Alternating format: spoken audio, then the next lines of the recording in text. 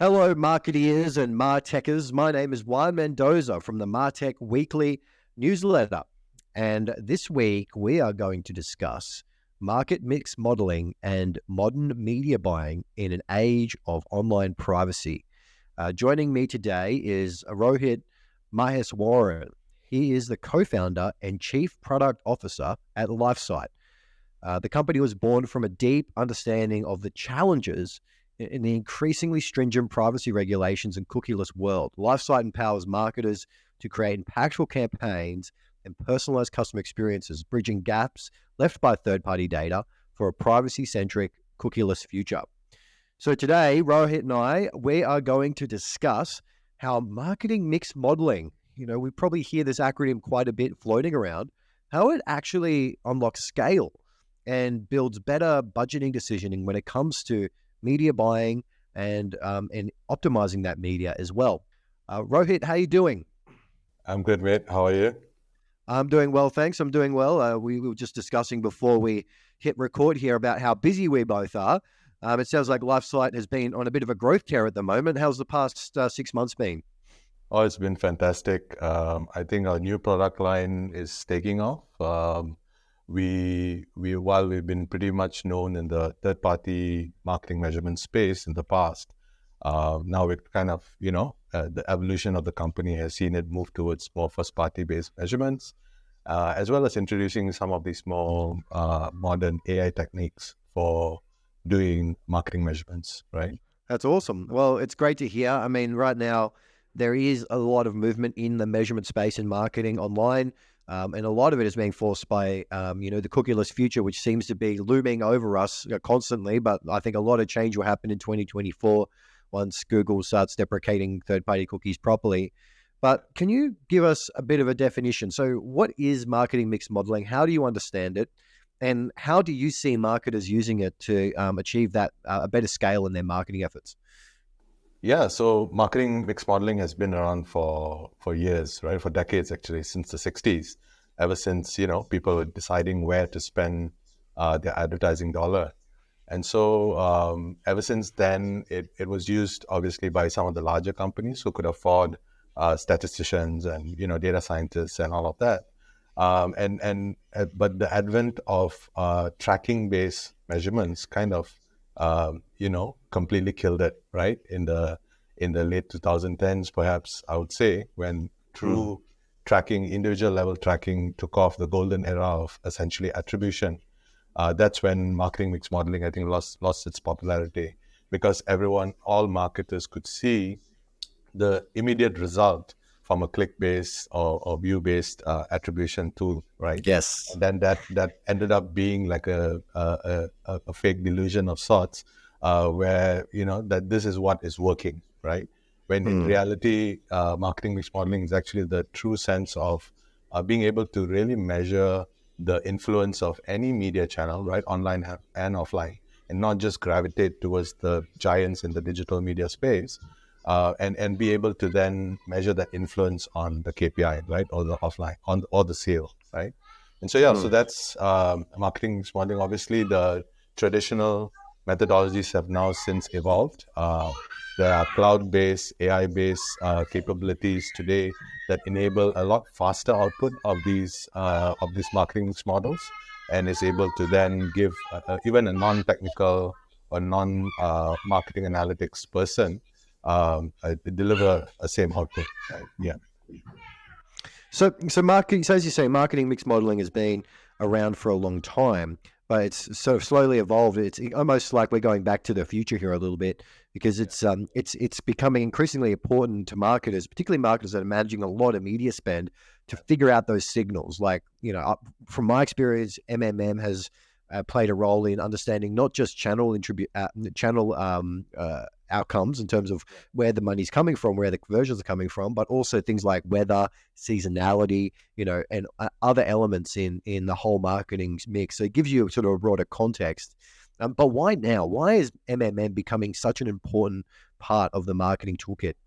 Yeah, in essence, this is driven from the fact that ever since GDPR and technology changes such as iOS 14, and all the latest browser-based limitations, right? Safari and Chrome that is coming up soon as well, has started limited the ability to do the one-to-one matching, right? And in essence, has diminished the signal quality and also caused complete signal loss in many cases, right? So if attribution can't be done or tracking-based methodologies can't be done accurately, there is, your outcome or your measurements outcome is just not accurate, right? And so you're reading all your reports in Google Analytics, which is almost completely wrong, right?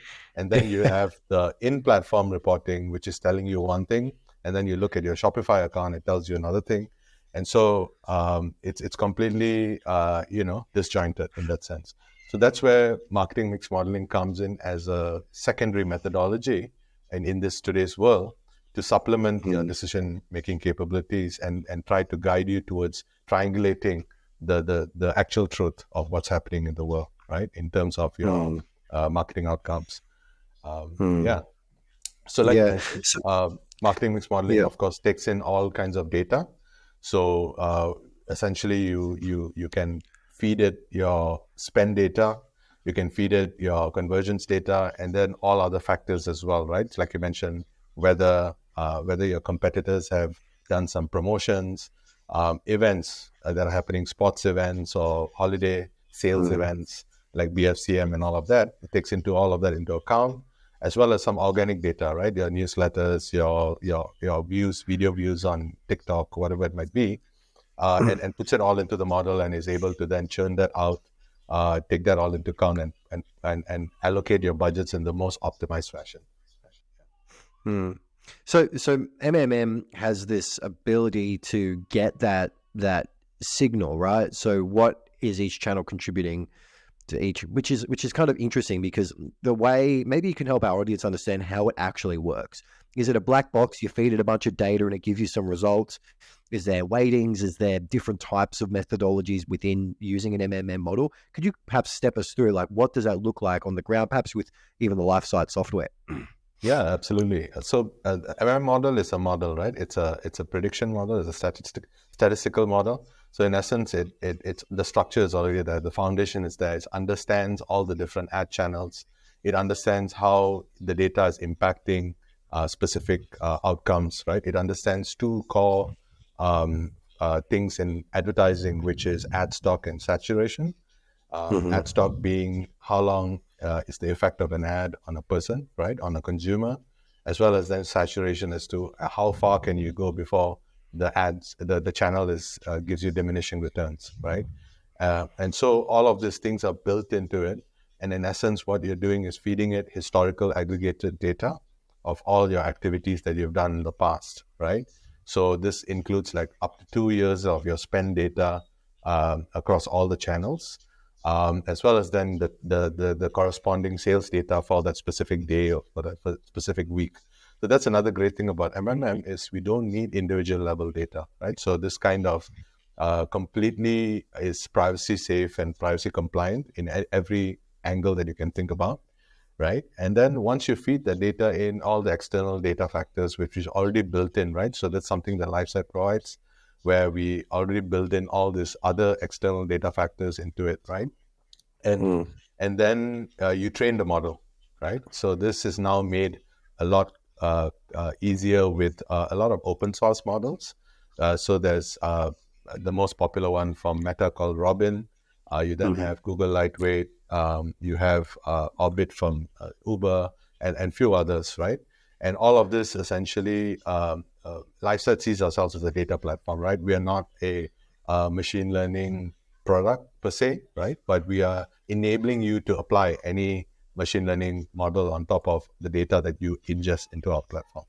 So in essence, making it super easy for non-technical marketers to leverage some of these tools out of the box, right? And so, so once you feed that in, you pick your model and then you generate it. Obviously, there are a lot of nuances, right? An experienced modeler or statistician or data scientist or marketing analytics person would know all the nuances, right? They know how to adjust the model. So you can actually calibrate that model. You can change something called your hyperparameters. You can say, no, actually, I know that Instagram gives me longer ad stop or something like that, right? And it's all custom for your brand as well, right? So the whole idea is to build something custom to your brand and your industry and your country, for example, right? And then from there, it is just trained, and within 20 to 30 minutes, it's trained on. We use the cloud, so Google Cloud, and that's done quite quickly. And then you get to look at the results. And the results will essentially tell you a prediction accuracy or like a confidence level of what the model outputted. And from there, we essentially are able to then decide whether you want to use that, whether that's close to your truth of what you're seeing in attribution as well, and perhaps all your other knowledge that you have and experience that you have, right?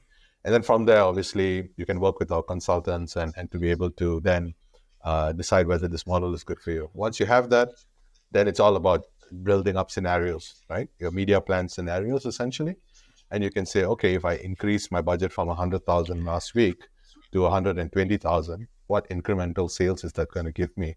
And so that's where this flexibility of using this model in a cloud or software-based environment gives you that power, right? You're not paying Nielsen $1 million for one model and then stuck with it for the whole year. Able to, adapt and move quite quickly. And what I'm seeing in the market right now is that a lot of folks that are shifting away from, say, last click attribution or multi-touch attribution, which was pretty common and prevalent, say, in Google Analytics, etc. They're shifting away from that, and they're kind of using a combination of MMM and like geolocation or like holdout groups and incremental testing. Yeah. How are you seeing MMM sitting kind of in the martech analytics stack? Is it kind of one tool? Is it becoming the source of truth increasingly? What's that mix look like, do you think, right now for a lot of companies? So, I think any experienced marketing scientist or marketing analytics person would have all these tools in their tool bag, right? You have we always start with MMM in the sense that we take the customers, when we speak to the customers for the first time, we say, let's reallocate your budgets first, right? So let's not do any big mega change. Let's not track anything. Just give me your data. Let's reallocate your budgets. And so we start with that. Once they have that, then they run the campaigns, right?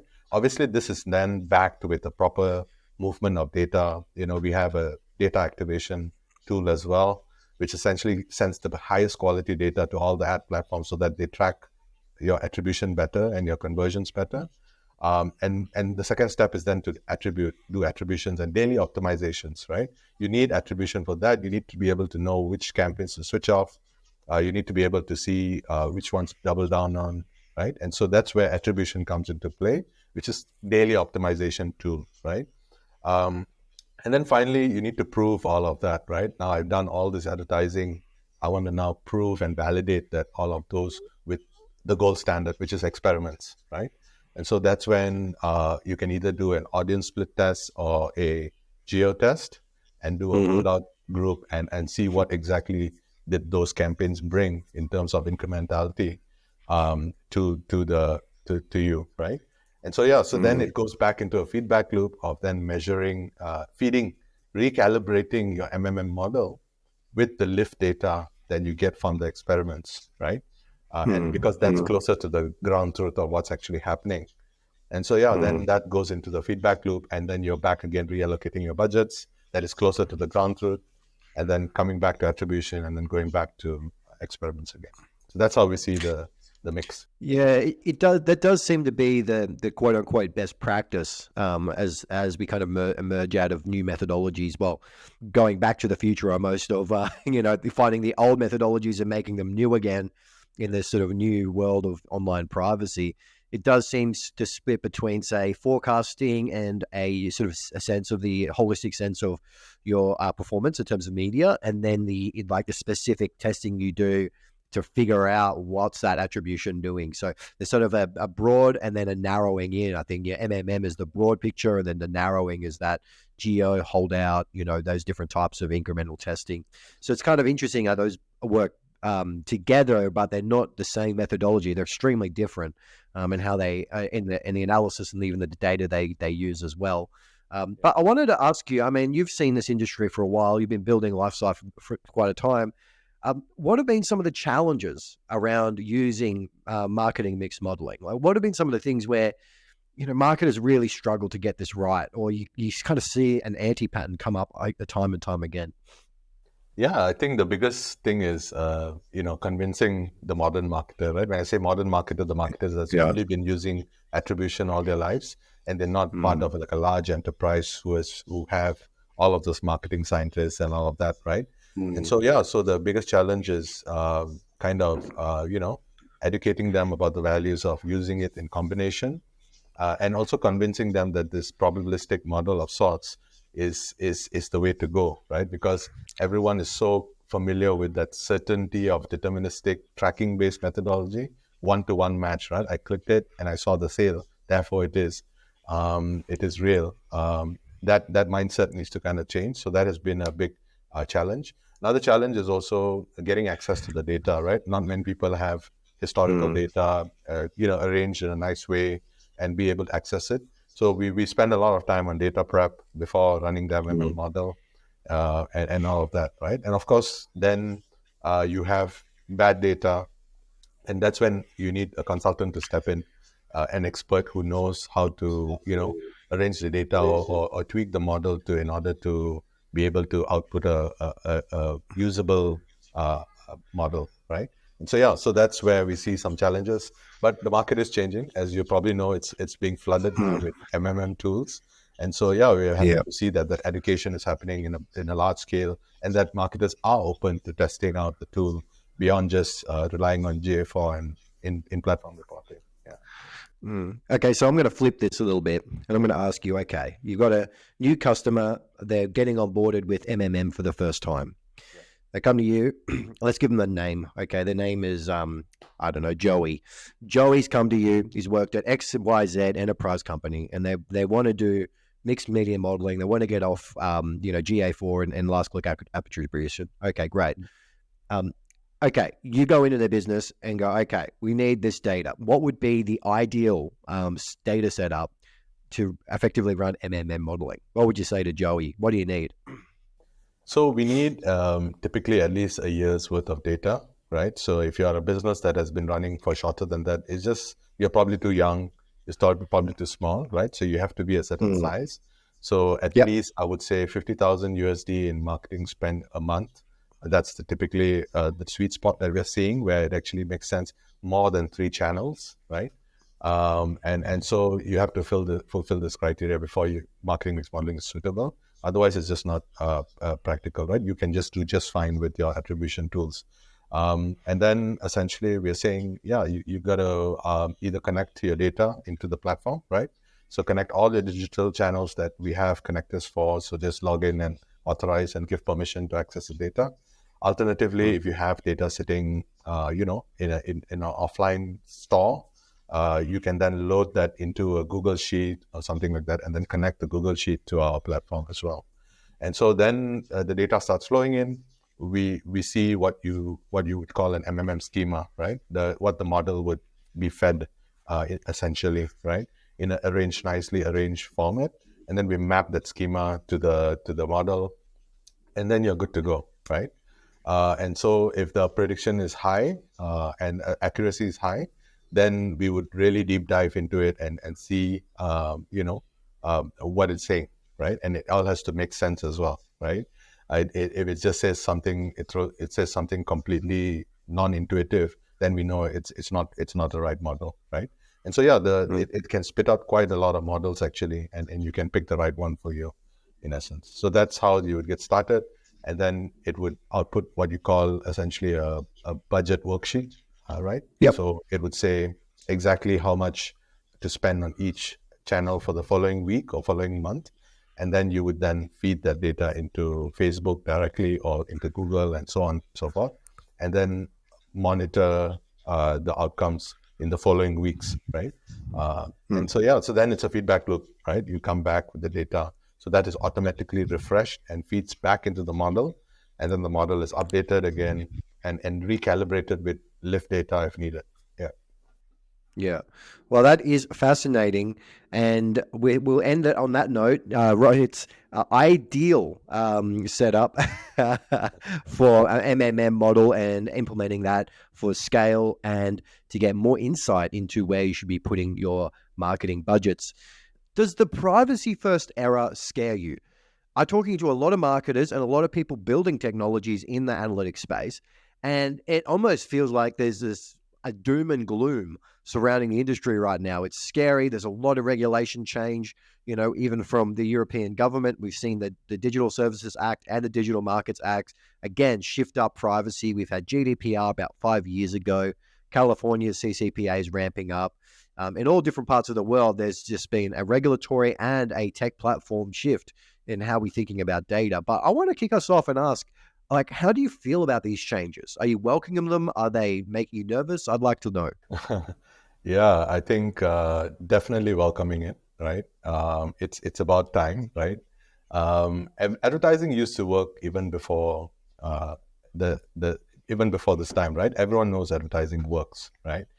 Even before tracking came about and all of that. So nothing really changed in that sense, right? So advertising is still advertising, and so the doom and gloom and the scare comes because attribution will stop working how it used to work, right?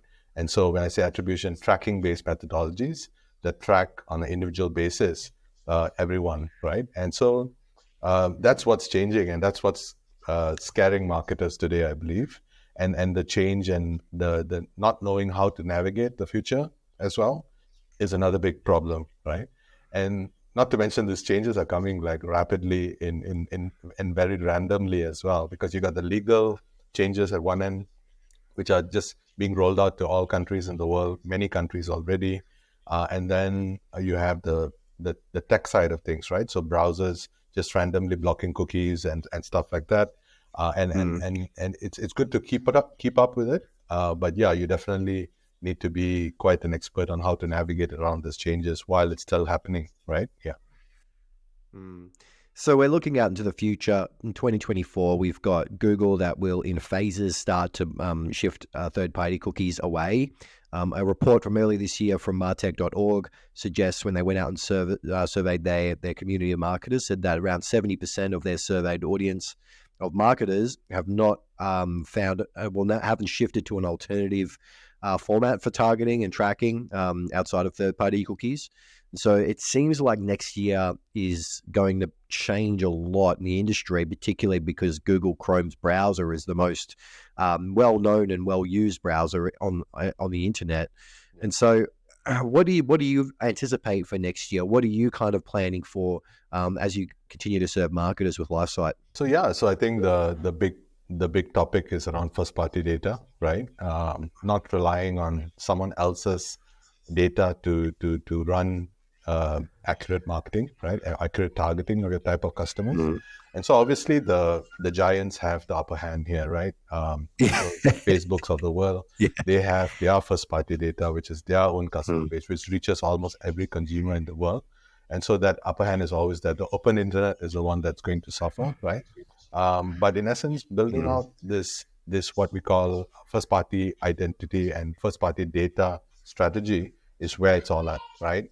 And so brands today need to put 100% of their focus on ensuring their data is owned by them, right? And not sitting in some other platform. Obviously, their customer is sitting on Google and Facebook and all of that, but the ability to reach some of their own customers using either paid or own channels, that's number one and should be at top of mind, right? And then, of course, focusing on data quality as well, right? I come from the third-party measurements space over the past 6 years. And so we are doing things like footfall attribution and offline sales attribution and all, where just doing it on the open internet is just not possible, right? Where else we kind of provided that alternative data to be able to measure this, right? So someone like LiveRamp, for example, does this, TransUnion, and so on and so forth, Nielsen's of the world. And so, yeah, we play in that space. Yes. So that space is being affected because of the loss of cookies. But there are still other alternative identity graphs that have been built out, right? Like Trade Desk's UID2, which is running on hashed emails, for example, and so on and so forth. Experian has theirs and all of that. And so, so in essence, while that space is adapting, third-party data going away is a common misconception that it's completely going away. It's not, right? Just the cookies are going away, and just the way it's used on browsers is going away. And so, that's where marketers need to shift the way of how they do things and put a lot of focus and start getting more data-driven in the true sense, right? And not relying on the platforms completely. So does that mean that, as you alluded to earlier, is that the open web is going away in a sense because third-party cookies allowed open programmatic advertising, and increasingly I'm seeing that marketing budgets are shifting away from programmatic into walled gardens, that the larger platforms with a lion's share of that first-party enriched data. Does this mean that we're kind of facing a space where every single website or every major website you have to log into to access? We have these sort of fiefdoms or kingdoms on the web instead of this open environment where most things are free and available. What does this do to the fracturing of media? What do you think? I think the open internet is not going away for sure. I mean, it's definitely going to be around because it offers, this open space, right? Where, things like CTV and other media forms can be bought programmatically. And in essence, definitely everyone is trying to collect more first party data, right? So the publishers themselves, instead of just tracking the user, without any consent, is now going to get more concerned about that, right?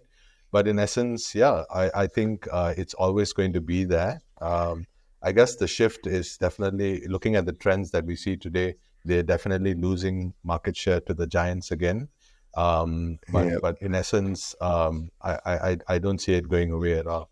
Now, with regards to the ID graphs that are out there for the open internet, that's what's going to be changing now, right? Like I mentioned earlier. And so the reliance on third-party cookies will be completely zero. Mobile IDs are still in the graph, essentially.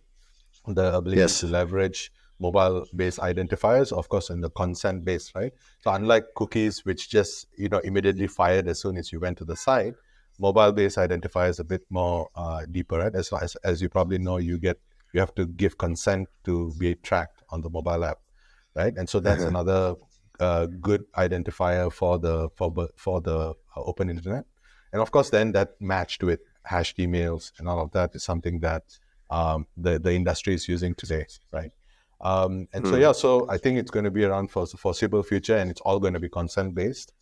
So that's where the essence of it comes into play, right? The very essence of privacy is to be able to give consent to use your data in order to consume free content, right? And so, so I think we'll have more people doing signups and consent based stuff. But that's definitely not going to go away. And yesterday we unpacked mixed media modeling and also incremental testing and like the few ways that marketers are sort of doing measurement in a world that's increasingly private. But what are your thoughts? I mean, there is a balance there between, well, marketers need to substantiate that the work they're doing is leading to some outcomes, and the money they're putting into media is actually getting results, and that's going to be an everlasting need in business, and it makes sense, right, to do that, and we have the tools to be able to do that. However, marketers need to increasingly think about the customer experience of privacy and exactly what they're targeting and using, and so how do you see marketers strike that balance between doing that personalization, doing that relevant targeting and that data collection while respecting consumers' privacy? Yeah, so I think as long as it's their first party data, I think they have to have very strict consent and the ability to manage that consent using a platform, right? They can't be sitting down and doing it manually in any shape or form like how they used to do, right? So not just using a simple CRM, probably implementing some kind of CDP based thing where you can actually, when you get an opt-out signal, you can actually move that signal downstream to your advertising platform to remove the person from targeting, for example, right? And also then be able to use all the wealth of data they have about their customer and enrich it with further details, right? So being able to collect more zero-party data, being able to also enrich it with sometimes third-party data as well, matching with hashed emails as opposed to matching it with cookies, obviously. Mm-hmm. and be able to then build out a wider pool of identities, right?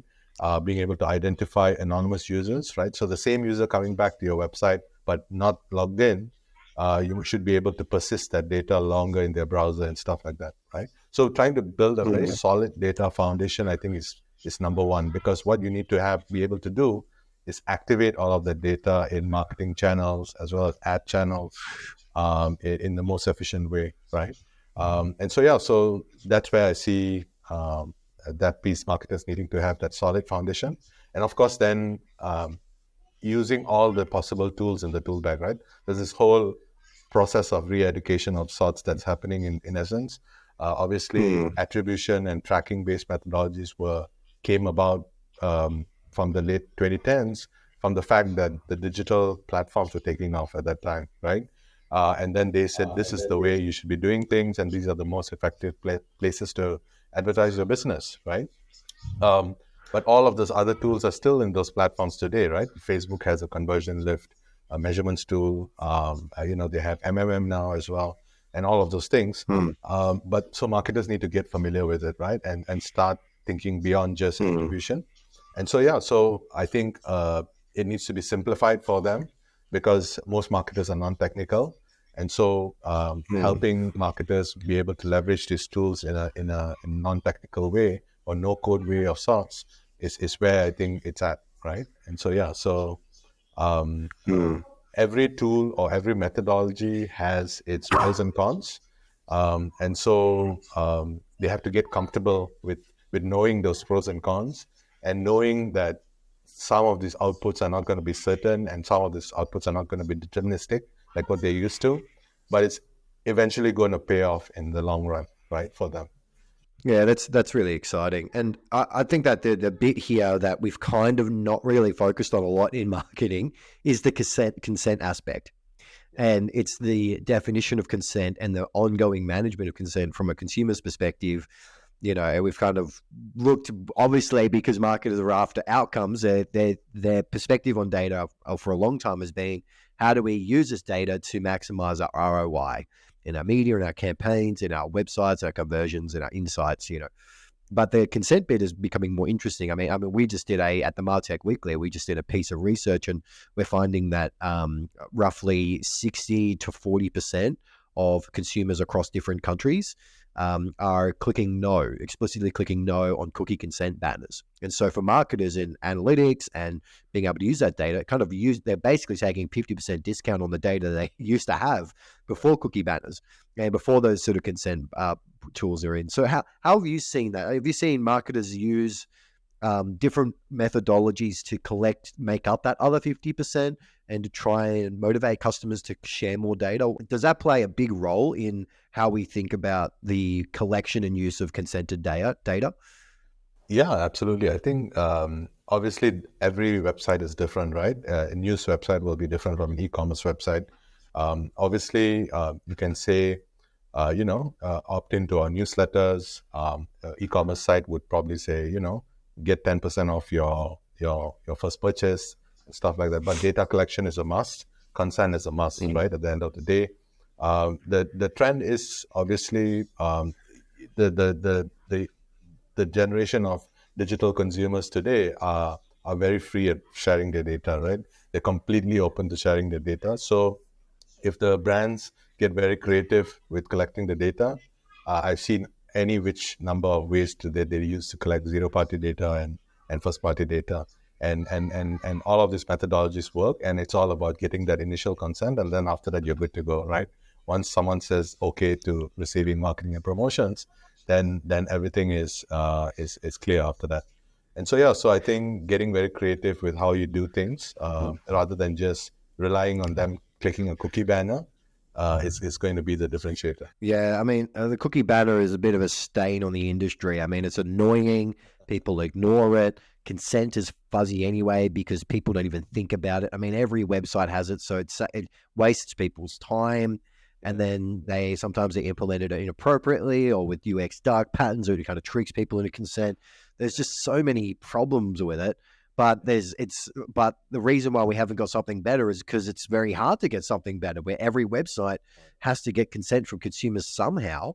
And, when they visit a website or visit an app, they have to do it. And so it's a real challenge, I think, right now, is that the consumer experience is also impacted by this, which also has an adverse impact on the brand and also the ROI from marketing efforts. But I wanted to bring this one home. Perhaps you can help me right here with like a concrete example of maybe perhaps there's a marketer that is using Lifesight or that you've seen out in the industry where them and their team have just trailblazed in this space, right? They've been able to successfully balance managing consent, managing consumer privacy, but also getting the results and the insights they need for successful media buying. Have you got an example that's just juicy, like something that's just really inspiring marketers trailblazing in this space?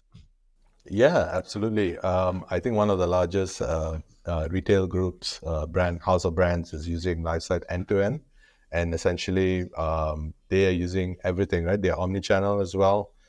They have online e-commerce as well as retail stores, and what we're seeing is a marketer truly honing in on their first-party data. So being able to move all of their e-commerce sales data, move all of their POS, offline POS data, and then be able to then enrich all of the data with our stack, right?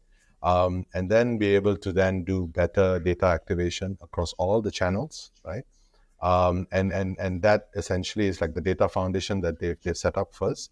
And so when it comes to match rates using our tool, the marketers in that team is seeing upwards of 50% improvement in their accuracy of reach of the customer base, right? And so instantly their cost per acquisition drops by a significant amount, like 30%, right? And then they immediately see their ROAS go up right after that, right?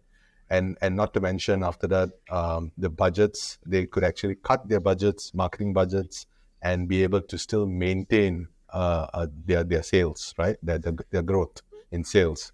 And so, yeah, so a lot of savings from our marketing mix modeling, as well as a lot of improved outcomes from just attribution alone, is something that this group is seeing. Yeah. Yeah. So there's the match rates, because it's kind of balancing both. Do they have different teams in that example where you may have your consent and your trust and safety team working with the marketing analytics team? How does it work from people actually working together to make sure that it's privacy safe but also effective? Yes, so they have a data team who's in charge of compliance and managing all of their customers' data. And so, yeah, so in terms of data privacy and security and integrity, everything flows through our CDP, right? So all of the consent that comes from their website, those signals automatically move from the consent management tool that they're using right down into the CDP, and it updates the customer profile, right? So if the user has opted in just for marketing, that means only for emails, then we get that message, right? And if they opted out from advertising, then they are opted out from any retargeting campaign, for example. So all of that signals are stored within the customer profile. And so the data team has visibility into this, right? So they can actually see a trend of how many profiles have opted in, opted out, and so on and so forth. And then they get random opt-outs from the marketing platforms, right? Like people unsubscribing from emails and stuff like that. All of that as well comes into play. And then when it's activated, the segments are kept fresh always, right? So the signals are automatically removing people from segments and adding people into segments when doing that, as well as then using the data for measurements, right? So for attribution as well, if you don't opt in for analytics or for measurements use cases, then you're also removed from those, right? So yeah, so it covers the entire spectrum, and the data team's job is to sit with the marketer and essentially make sure that all activities that they're doing with regards to their marketing is covered under their policies, right? Yeah. Yeah, well, that's excellent. Okay, so Rohit, that has been a fascinating conversation. We've dived into what's keeping you up at night, and we followed that through to thinking about, well, where's the future going, and how a market is actually responding to the balance of a private web where consumers want more control and clarity around how their data is being used. while still trying to grow their brands with that data that they collect. Not an easy time, very, very challenging. But if you'd like to get in touch with Rohit, you can find his link to his LinkedIn profile in our show notes. You can also contact him on Twitter, where his handle is at Rohit Ma, or you can visit his company website at lifesight.io.